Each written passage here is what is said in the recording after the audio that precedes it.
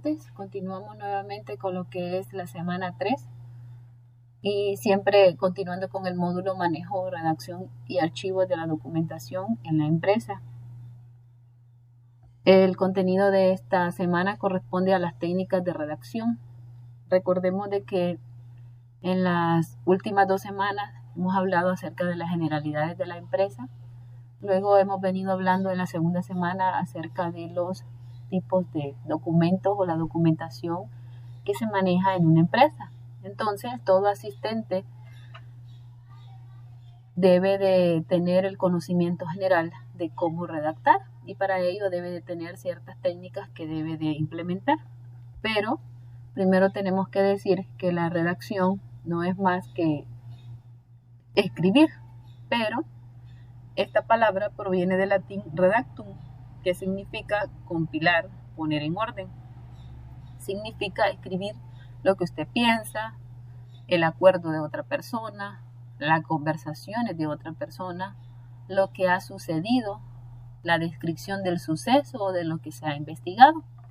Entonces, una vez que sabemos qué es redacción, entonces decimos que el contenido que vamos a ver son las técnicas de redacción. Y las técnicas de redacción no son más que una disciplina, ¿verdad? Que norma, es decir, tiene normas donde están establecidas para poder expresarse verbalmente y al mismo tiempo para escribir. En los órganos de prensa y en otras líneas periodísticas. Cuando hablamos a los órganos de prensa no me vaya a pensar rápidamente, ¿verdad? Algún órgano de nuestro cuerpo. No, así se le llama a las personas que redactan alguna nota ilustrativa o en alguna editorial, por ejemplo, los que escriben las noticias en los periódicos, en la revista. Uno de los puntos más importantes en una técnica de redacción es que se tiene que conocer muy bien el público objetivo, es decir, hacia qué público voy a dirigir mi escrito, hacia qué persona lo voy a dirigir. Entonces, una vez que yo ya tengo definido el público objetivo, vengo y ordeno las ideas de cómo lo voy a manejar para utilizar un lenguaje apropiado. Recordemos que hay lenguajes técnicos y hay lenguajes callejeros. El lenguaje técnico, ¿verdad? Es el técnico que se habla con una preparación donde se nota que aquella persona tiene un estudio y que conoce a profundidad aquellos temas. Y el lenguaje callejero son palabras, frases o expresiones donde son dadas por algunas personas donde no tienen alguna formación académica. Más sin embargo, ¿verdad? Esto no suele ser contradictorio porque a veces hay personas que no necesitan tener una formación académica y a veces son más educados que otras personas que tienen carreras universitarias. Entonces, cuando nosotros redactamos o nos expresamos, tenemos que tener mucho cuidado la manera en cómo lo hacemos. ¿Por qué?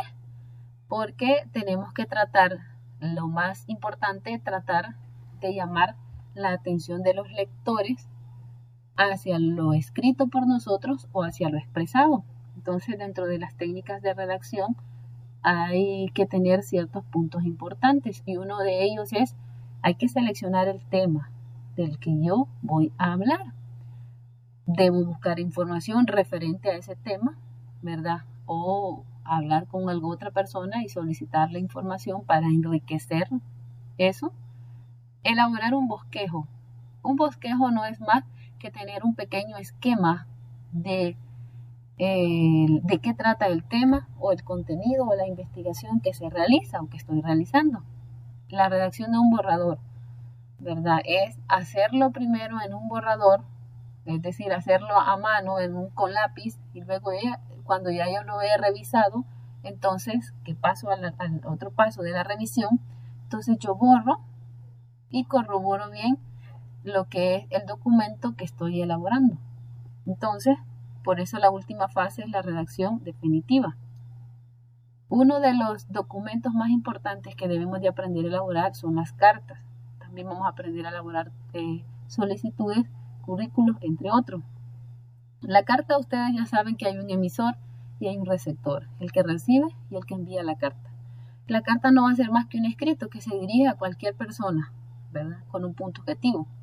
Generalmente se envía por sobre. La carta es un medio, ¿verdad? Por el cual en las empresas se comunican, enviándose ciertos mensajes. Las cartas tienen ciertas partes, ¿verdad? En ella la fecha, la saludo, el cuerpo técnico, la despedida, la firma o el nombre. Hay muchos tipos de cartas según su formalidad o según su informalidad.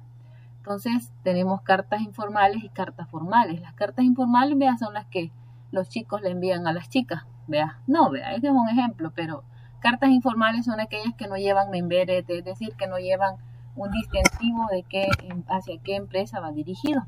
Y las cartas formales ya son aquellas que van membretadas, van dirigidas, van con un sello, van elaboradas de una manera formal, enfocadas a una empresa. Entonces, los tipos de cartas, según la intención que se pueda tener, son cartas abiertas, que van dirigidas a una persona, que se puede hacer pública, cartas de petición, de invitación, de presentación.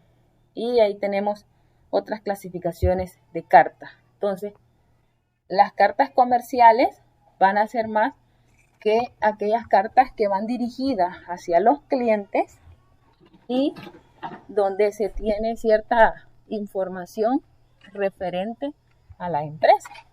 Esas cartas comerciales, ¿verdad?, se hacen con el objetivo de mantener las buenas relaciones, de comunicar o informar algo. Entonces aquí tenemos nuevamente las partes de la carta y su descripción.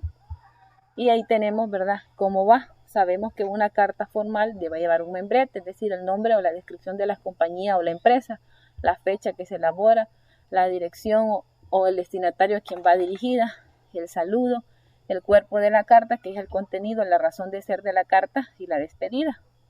Entonces, una vez teniendo conocimiento cuáles son los elementos de las cartas formales, a ustedes se les pide lo siguiente. Ahí tenemos otro ejemplo. Se les pide elaborar la guía de trabajo número 3 y elaborar en su cuaderno las siguientes cartas. Aparte de ello, deben de responder las primeras 2 interrogantes. Luego tienen que elaborar una carta de recomendación, ¿verdad?, una carta de agradecimiento y una carta informativa. Cualquier duda pueden consultarme o si no, pueden buscar mayor información en internet. Entonces esa sería la guía de trabajo número 3. Recuerden enviar las guías para que no se atrasen con los contenidos y así estemos al día.